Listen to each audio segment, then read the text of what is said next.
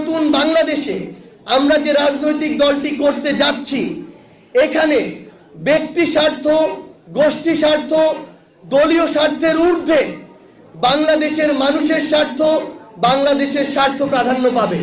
আগামী 28 ফেব্রুয়ারি বিকাল 3টায় মানিক মিয়া এভিনিউতে এই নতুন রাজনৈতিক দলের আত্মপ্রকাশ করতে যাচ্ছি।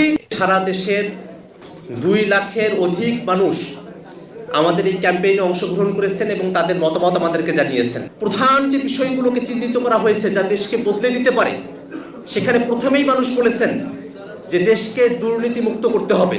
দল যেন একনায়কতান্ত্রিক না হয়ে যায় এবং পরিবারতন্ত্রের খপ্পরে না পড়ে। রাজনৈতিক দলের নাম হতে পারে জনতার দল, নতুন বাংলাদেশ পার্টি, বিপ্লবী দল, নাগরিক শক্তি, ছাত্র জনতা পার্টি, বাংলাদেশ বিপ্লবী পার্টি, রিপাবলিক পার্টি, জাতীয় শক্তি সহ প্রায় 30টির অধিক নাম বেশি বেশি ঘুরে ফিরে মানুষের কাছ থেকে আমাদের কাছে এসেছে। প্রতীকগুলোর কথা সব থেকে বেশি এসেছে। উদীয়মান সূর্য, কলম, বই, গাছ, মুষ্টিবদ্ধ হাত সহ আরো অসংখ্য পরামর্শ এসেছে।